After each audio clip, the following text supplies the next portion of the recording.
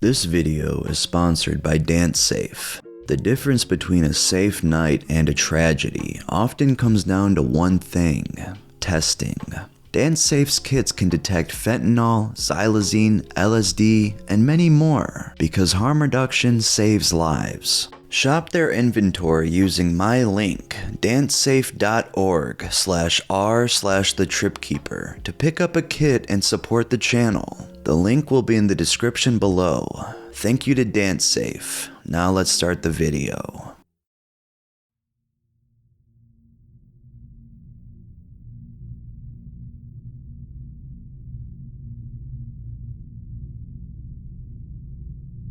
The first time I tried PCP, I didn't know what it was. It was on some weed, which was an unusual brown color, sold to a friend as chocolate Thai. I took a hit of it, and it sure didn't taste like chocolate. It tasted like weird metal something, like it was lead or something bizarre. I was at the beach with some friends, and it started to kick in maybe in a few minutes.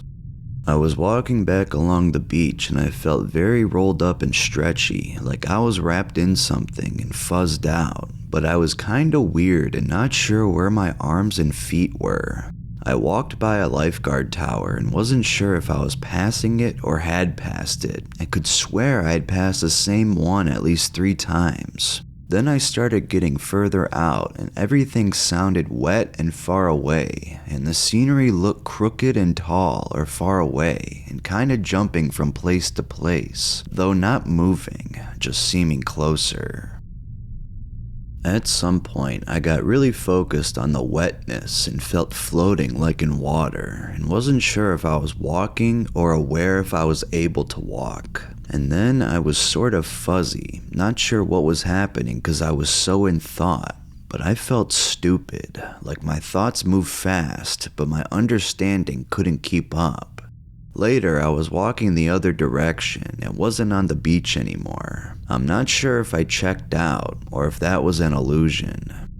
Eventually, I got back to my grandparents' place, and I was majorly numbed out and was seeing things that weren't quite real, but were hard to shake. Like my friend at the table eating dinner slower and slower, until I could swear he stopped altogether for what could have been 1,000 years. My other friend was really sweaty and red, and I thought his skin was rubbery, and I saw it like it was swelling up like a boiled chicken. Thinking this, he seemed more and more chicken-like, and I was convinced my grandparents would see him and my statue friend and know we were tripping and throw us out, and I got very, very paranoid. I was in high school at this time. They didn't, and we somehow, I don't know if we talked about it or if I could have understood if we did, decided to go to bed early, about 5:30. We all ended up sleeping over for 24 hours straight, and I felt more wrecked than I ever had before the next day, and the next several days. Not tripping particularly, but weird sounds and feelings of touch all fuzzed out, and distances and angles looking bizarre. By and large, I enjoyed the first time, so I decided to try it again about 2 months later. This time, I must have smoked a lot more, cause it was light years beyond what I experienced then. After I'd smoked the joint, tasting that awful metalish taste, I walked inside to take a piss when the floor was 1,000,000 miles away and I could barely see the toilet. Then I was seeing something like tracers from acid, but fuzzier, less distinct, and I felt my insides moving with the world around them. I don't know how the hell I got out of the bathroom, but then I was in the living room.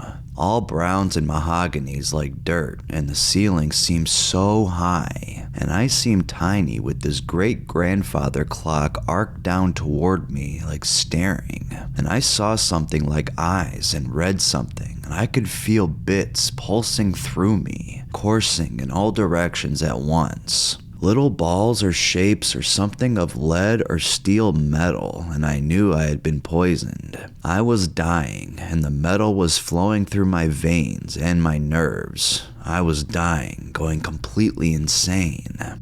I heard wet, garbled noises, and I couldn't tell what direction they were coming from, nor what direction I was looking.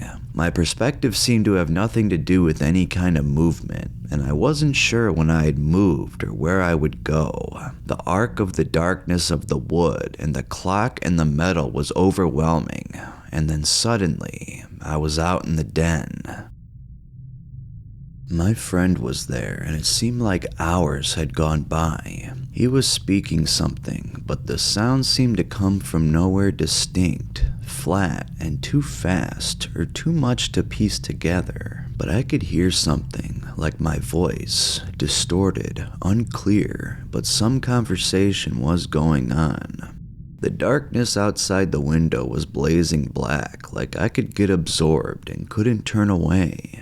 I remember thinking that everything seemed to be going 1,000 million miles an hour, but my brain was slowed to a crawl.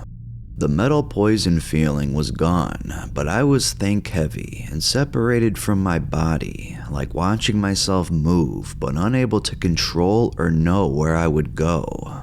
We went, somehow, to another room and played Nintendo, and I seemed to be playing, though I couldn't tell who was playing. Somehow it was happening.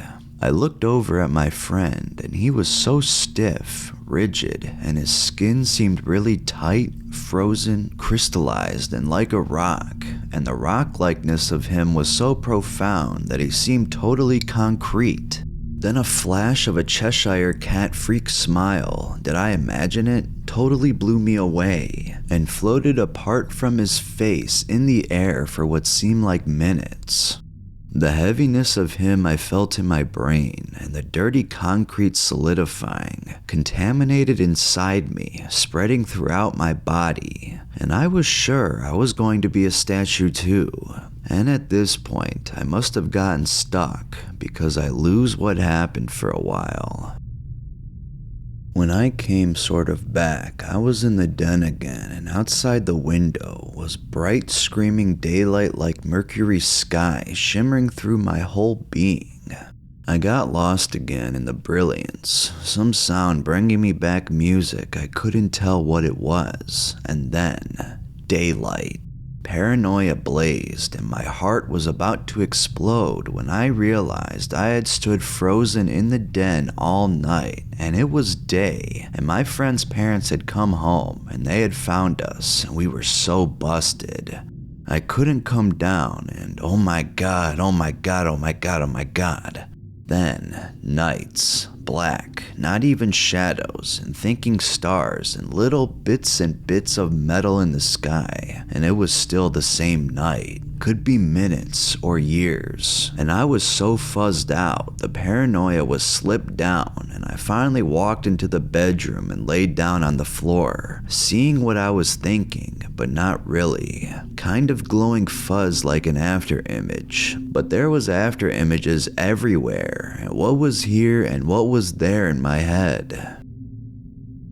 I woke up the next day after sleeping for maybe 8 hours, and I was still fuzzed out really bad with the after images and barely able to make sense of conversation. Things still didn't move right, stopping while I was still moving or not the same speed I was moving. I wouldn't even try to drive for over a week, and I was sure my brain had been permanently damaged. I'd see blazing mercury flashes out of nowhere and couldn't see anything, and my eyes were twitchy and weird and couldn't focus right at all. The weird sounds and movements and seeing after images of things I thought about lasted for weeks, in fits and starts, and I had flashbacks for a long time. I no longer use drugs at all because moderation just doesn't work for me. But what I learned that year is that with street drugs, dose is always a big question mark. The first time had its paranoid, bizarre semi-visuals, but it felt really good by and large. But the second time, I can't believe I didn't die from a heart attack or go permanently psychotic. Nothing I've experienced in any other drug compares, and it was, without a doubt, the scariest experience of my life.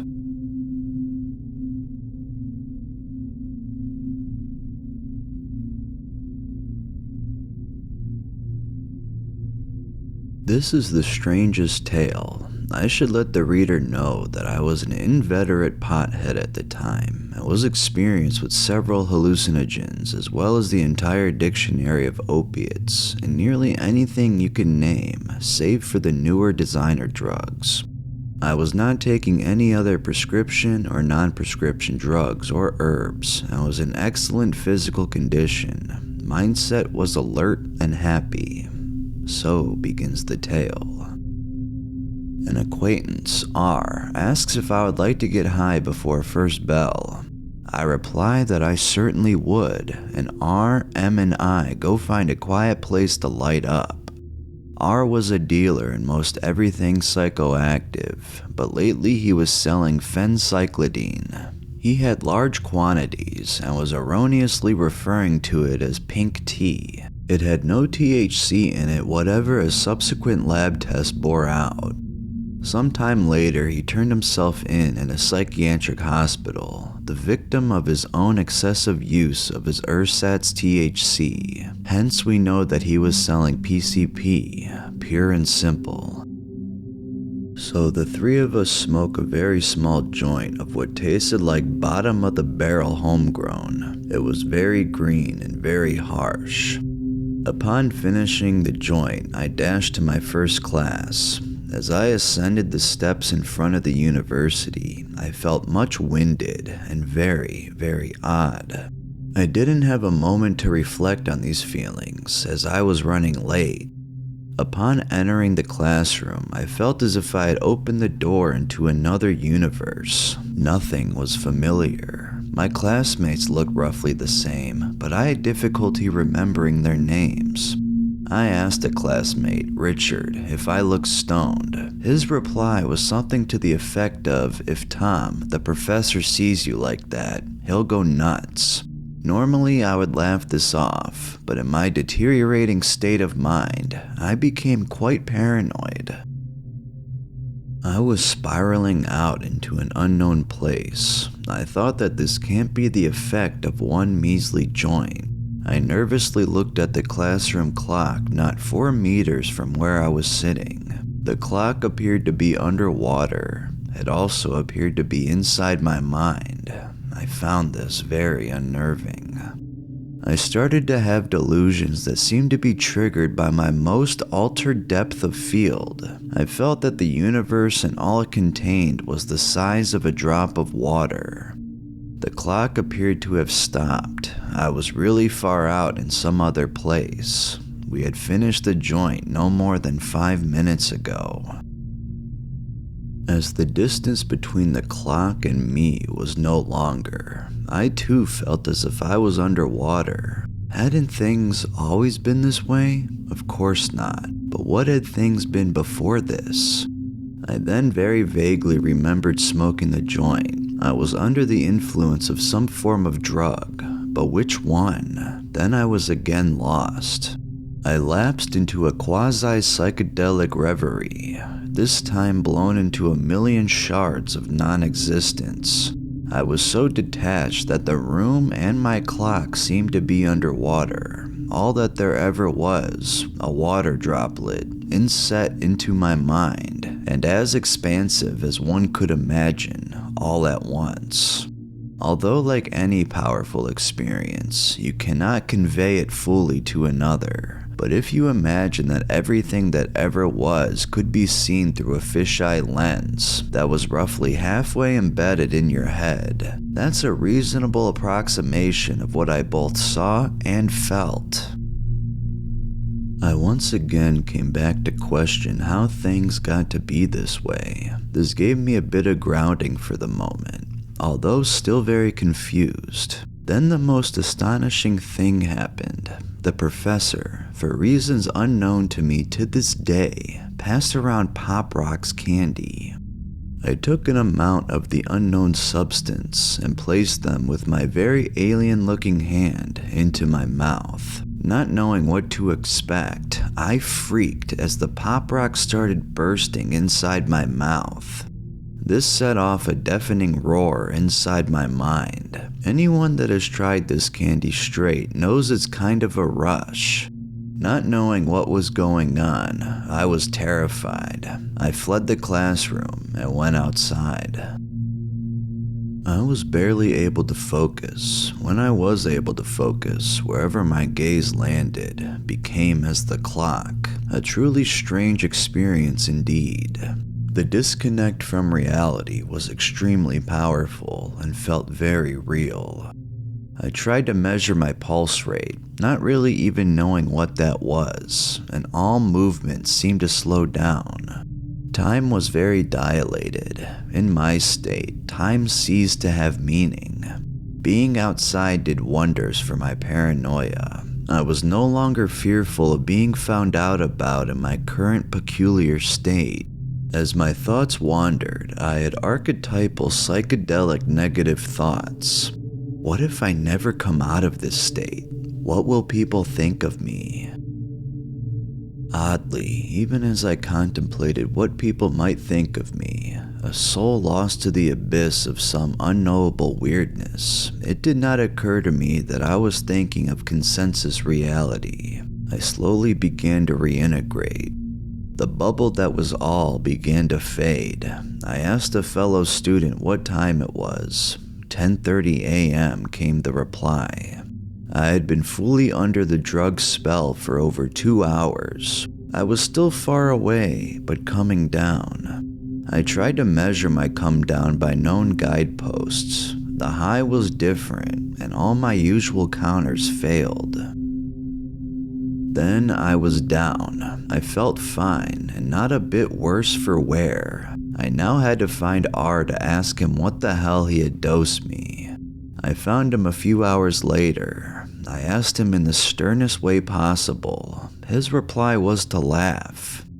Later, M told me that R had indeed saturated some junk pot with PCP.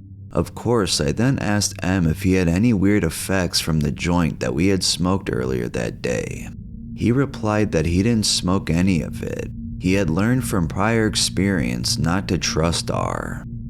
I facetiously thanked him for the warning, and he instantly knew what I meant. I told R that bad things would happen to him if he ever pulled a stunt like that again. He denied having done anything, and then promised that he would not. I never spoke to R after that. He dropped out of university and ended up, as I related earlier, in a psych ward. I would not say that this mind-warping experience gave me any insights and wasn't even pleasant. Had I known what was going on, things very well could have been far different.